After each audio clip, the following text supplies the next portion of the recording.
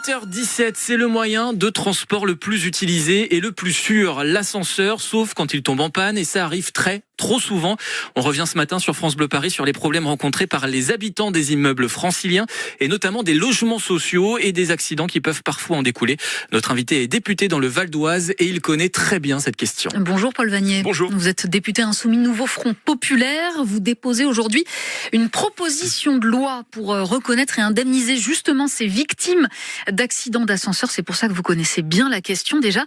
Est-ce qu'on peut les chiffrer, ces victimes? Combien il y en a par an par exemple? Alors c'est difficile à dire, mais il y a un mort par an dans notre pays dans un accident d'ascenseur depuis le début des années 2000. C'est ça les informations dont on dispose, donc ça n'est pas négligeable. Il y a trop fréquemment des accidents d'ascenseur. C'est le transport le plus utilisé chaque jour, plus de 100 millions de trajets.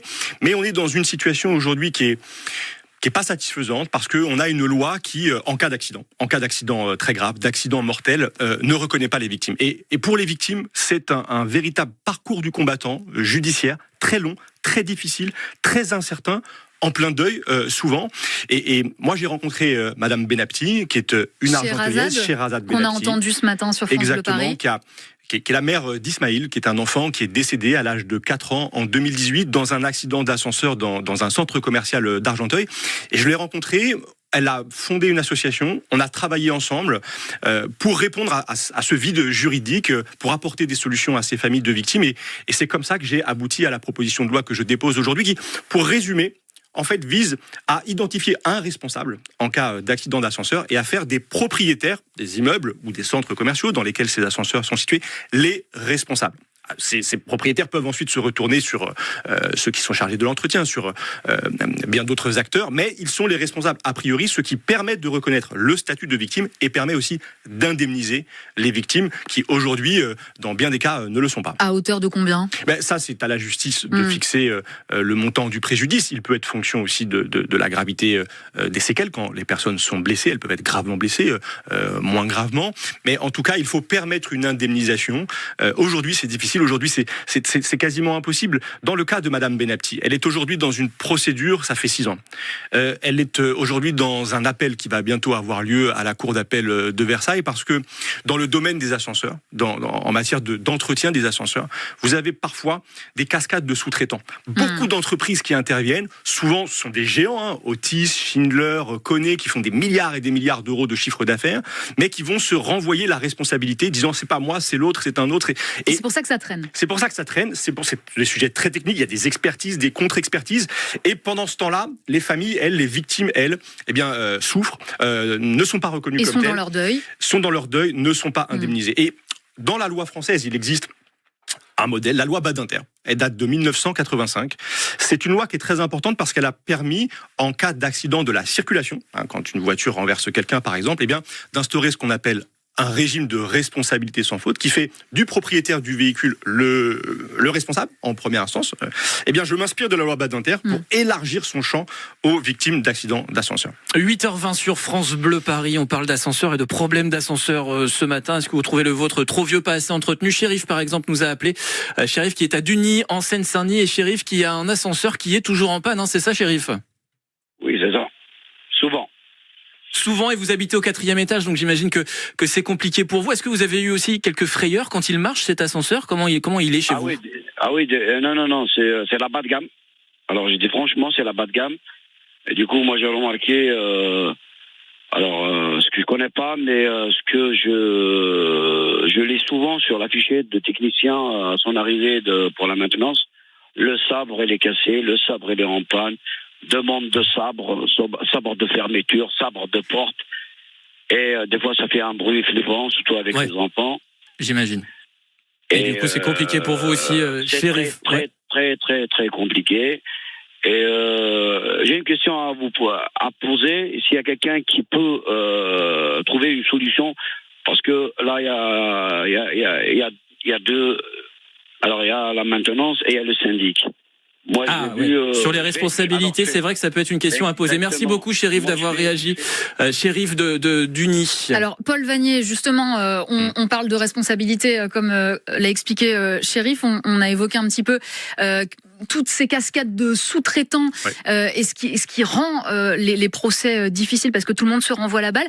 Quand on entend ce genre de récit, on l'entend tout le temps. Bien sûr. Des ascenseurs en panne, parfois pendant des semaines, des mois, et ça arrive plus souvent dans les grands ensembles, dans les logements sociaux. D'ailleurs, on a un chiffre, ça arrive, c'est 3 fois plus nombreux. Les pannes sont 3 fois plus nombreuses dans les logements sociaux. Ça isole beaucoup les gens. Par exemple, une personne âgée ou en situation de handicap qui habite au 10e étage, elle ne peut plus descendre de chez elle. Exactement. Dans le parc social, il y a plus de pannes d'ascenseurs et ces pannes sont beaucoup plus longues. Elles durent parfois plusieurs mois et ça produit des confinements forcés, des assignations à résidence, les personnes en situation de handicap, les personnes âgées qui peuvent être piégées, bloquées chez elles pendant très longtemps. Et c'est un des autres objectifs de ma proposition de loi.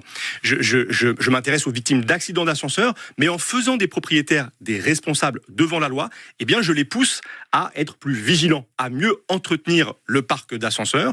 En France, on a un parc vieillissant, 50% des ascenseurs ont plus de 25 ans.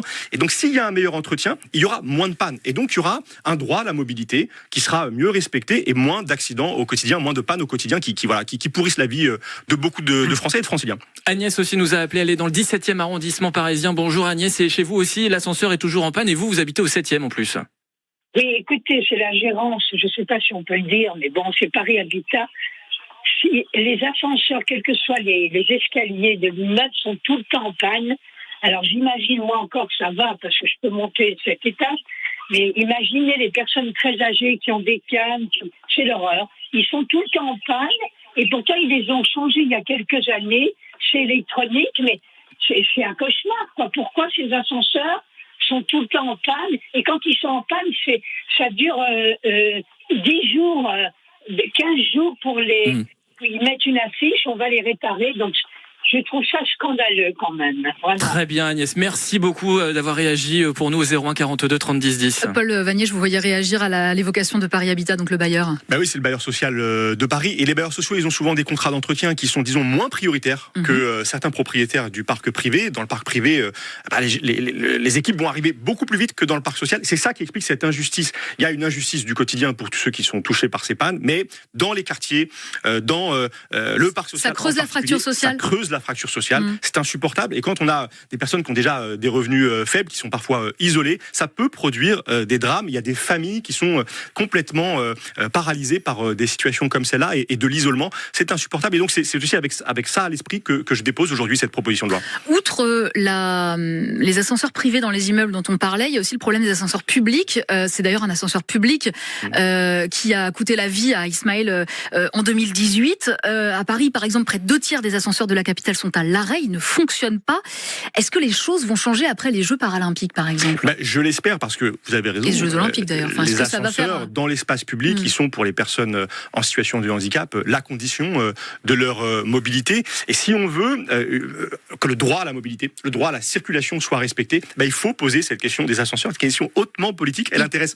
Il peut y avoir une prise de conscience. Mais j'espère qu'après les Jeux paralympiques, cette prise de conscience se diffuse, et j'espère qu'on va pouvoir, dans cette Assemblée nationale nouvelle, se saisir dans un travail transpartisan de cette question qui intéresse des millions de nos compatriotes. Et il faut apporter des réponses parce que aujourd'hui la situation n'est pas satisfaisante. Et j'ajoute que la région Île-de-France a mis en place en 2022 un plan d'aide régionale pour moderniser les ascenseurs vétustes, 2 millions d'euros par an pour aider les copropriétaires à les rénover. Il y a beaucoup de critères, donc est-ce que ça marche, est-ce que ça marche pas ? Ça peut être aussi une question qu'on pourra poser, qu'on pourra vous poser, vous reposer après le dépôt de votre proposition de loi. Merci beaucoup d'être venu dans les studios de France Bleu Paris. Paul Vanier, vous êtes donc député insoumis Nouveau Front Populaire du Val d'Oise. Merci à vous.